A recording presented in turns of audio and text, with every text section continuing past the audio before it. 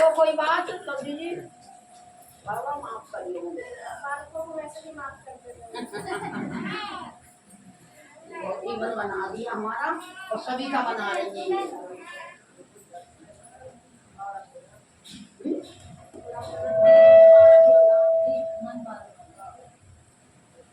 बालक समझ लो, कुछ नहीं समझ। अभी माता जी ने एक बात कही कि सब देवी देवताएं छुड़ा दिए, है ना? तो सच बात ये छुड़ा नहीं दिए बल्कि मिला दिए। मिला तो मिला कैसे? अब छुड़ा क्या दिया? जिन मूर्तियों को हम सच में समझते थे कि ये देवी है, उनसे छुड़ा दिया। और मूर्ति के देवियां तो हमारे घरों में बैठी है, हमारी जो माँ है जन्मदाता, इतना सवाल करती है हमारे ऊपर, वो देवी से बढ़ के नहीं है। बताओ, भी देख लो, लेकिन उस देवी माँ को तो नहीं पूछ रहे, उस बेचारी को पूछ भी नहीं रहे, और मंदिर में जा रहे हैं। हैं जो माँ बैठी है उसका मान सम्मान नहीं है, माँ बाप का। और मंदिरों में जाके पूजा कर रहे हैं। गलत है ना? जी बाबा ने तो कंठी मंदिर में अंधेरी जाना 4 बजे से। किसी की पूजा सुनानी नहीं, पूजा करो तो जीवन तुमका खरीदा ताकत हो, हमने तो ताकत हो याद करने की ताकत है। 24 घंटे अपना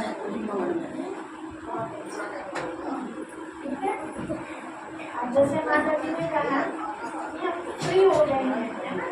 तो माता जी सांसारिक जिम्मेवारी उससे फ्री हो गई है, लेकिन आप सबके ऊपर जिम्मेवारी भी है।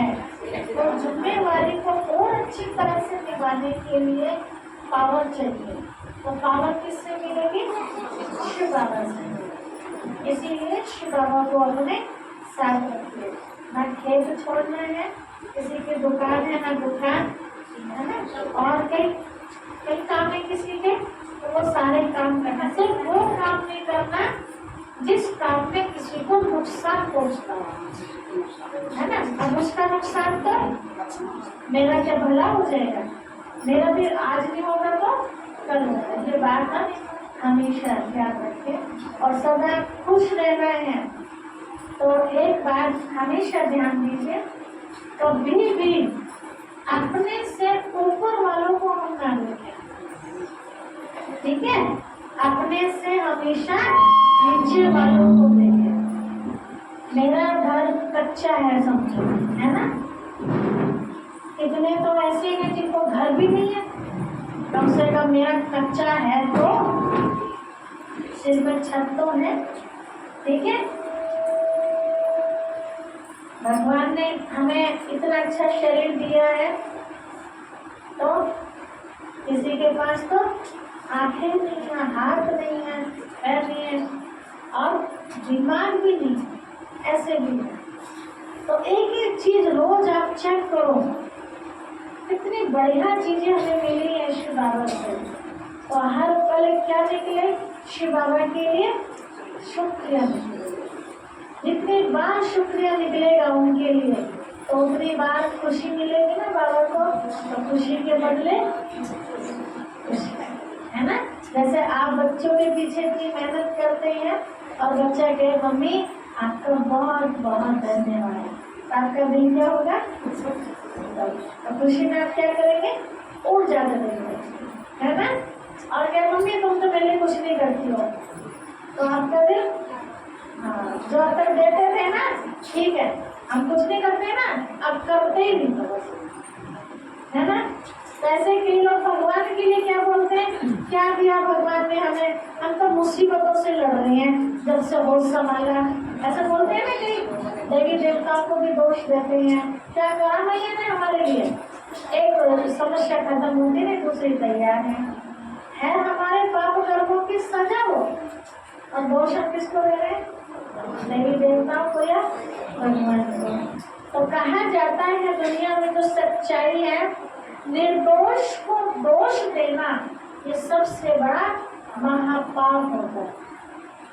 तो इसीलिए हम सुखी हैं तो अपने कारण, और दुखी हैं तो भी हम अपने ही कारण। ये समझना चाहिए कि मैं भगवान को इतना याद करती हूँ, देवताओं को इतना भोग लगाती हूँ, मेहनत करती, तपस्या कर रही हूँ उनके नाम की, जब मैं इतनी दुखी हूँ और ना करती तो पता नहीं क्या होगा। ठीक है, तो ये बात हमेशा आप याद रखेंगे, तो कभी भी जिंदगी में आप दुखी नहीं हो सकते। उस दिन हमने आपको बताया था कि आज से आपका युद्ध चालू हो जाएगा। ठीक है, मतलब परीक्षाएं चालू हो जाएंगी। बच्चे की परीक्षा कब, किस बच्चे की परीक्षा होती है? जो स्कूल में जाता है उसकी परीक्षा होती है, जो स्कूल में जाता ही नहीं है उसकी परीक्षा होती है। स्कूल में जाता है तो आप सब अब स्कूल में आने लगे, तब आपको भी क्या देनी पड़ेगी? बीच बीच में परीक्षाएं देनी पड़ेगी। तो जब भी कोई उलझन वाली बात आपको महसूस हो ना, तो तभी याद कर लेना कि ये मेरा पेपर आ गया है, तो पेपर तो देना पड़ेगा। अगली क्लास में जाना है ना, तो उसी क्लास में पढ़े रहना। जब तक पेपर नहीं देंगे तब तक अगली क्लास में जा नहीं सकेंगे, और हमें जाना है अगली क्लास में। इसीलिए शिव बाबा ने एक बात बताई हमें, बच्चे हमेशा समझो कि आप पेपर हॉल के अंदर बैठे हो, या समझो युद्ध के मैदान में हो। पेपर हॉल में जब बच्चा पहुंच जाता है तो उसके सामने पेपर कभी भी आ सकती है ना, या कहे आप युद्ध के मैदान में खड़े हो तो कहीं से भी बाढ़ आ सकता है ना।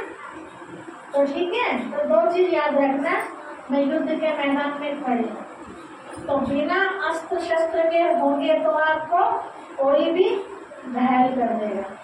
ठीक है, इसीलिए देखना है कहाँ से किधर से कोई बाढ़, मतलब किसी ने कुछ कह दिया हमारे चुभ गया दिल में, तो बाढ़ ही तो है, शब्दों की बाढ़। ठीक है, तो उसने कह दिया, हम उस पर ध्यान ही ना दें तो बाढ़ क्या होगा? वापस हो जाएगा। किसको घायल करेगा? फिर जाके उसी को घायल करेगा। छोड़ा था हमारे लिए। जैसे बताते हैं, एक बार महात्मा बुद्ध जी के बारे में, बहुत तपस्वी थे, भगवान पर विश्वास करने वाले, दुनियादारी फालतू की बातों में ना जाने वाले, सबका भला करने वाले, कभी किसी को लौट के जवाब ना दें, बहुत अच्छी आदमी। तो ऐसे किसी ने सुना कि वो बहुत अच्छे हैं, किसी को लौट के जवाब नहीं देते हैं, कोई ना कुछ भी कहता रहे, तो कई अनाड़ी भी होते हैं ना, तो उनकी परीक्षा लेने के लिए मन में सोच लिया। क्या सोच लिया परीक्षा लेने के लिए? कि हम भी देखते हैं कहाँ तक वो पक्के योगी बने हुए हैं। तो वो अपने आश्रम में तपस्या कर रहे थे, आसन लगा के बैठे हुए थे। तो उसने जब देखा कि बहुत अच्छा मौका है परीक्षा लेने का, तो वहां जाके उनको बहुत उल्टा सीधा बोलना शुरू कर दिया, ऐसे ऐसे शब्द जिससे कि उनको चिढ़ावा डालते हैं। लेकिन वो तपस्या में बहुत थे, बहुत देर होगी से बोलते हुए, बहुत देर होगी। कब तक बोलेगा इंसान? शांत हो गया। बुद्ध जी तपस्या से भी नॉर्मल हुए, पूछा भैया क्या चाहिए था? उसको बड़ा आश्चर्य लगा, कहा महात्मा मैंने आपको इतना कुछ कहा उल्टा सीधा, आप पे कोई प्रभाव नहीं पड़ा उस बात का? तो पता क्या जवाब उन्होंने दिया? आपने जो दिया वो मैंने लिया ही नहीं, तो किसके पास रहा? उसी के पास रहा ना। तो कोई हमें कुछ कह रहा है हमारे बारे में, उल्टा सीधा कह रहा है, हम उसको स्वीकार ही ना करें ना, तो किसके पास रहेगी वो बात? उसी का मन। अपने को गंदा किया ना, हमें कुछ भी कहते, लेकिन अगर मैंने स्वीकार कर ली वो बात, समझो मुझे किसी ने पागल कह दिया, ये तो पागल है, मुश्किल है ना, और मैंने कहा मैं पागल हूँ, लगेगी मुझे बात। ठीक है, लेकिन आप सोचो मैं पागल तो हो ही नहीं, पता नहीं किसी और को कह दी होगी, जो पागल होगा मैं तो हो ही नहीं पागल, तो लगेगा आपको बुरा? नहीं लगेगा, खुद ही होगी। सही बात है, जो जैसा होता है उसको वैसे ही तो नजर आता है, सीधी सी बात है ना। बताते हैं लास्ट कहानी, टाइम आगे हो रहा है, देखिए कई घबराते हैं कि बहन जी हम ऐसा करें तो लोग ऐसा बोलते हैं, ऐसा करें तो ऐसा बोलते हैं। बताते हैं एक बार शंकर पार्वती जी को कहीं जाना था लंबे सफर पर।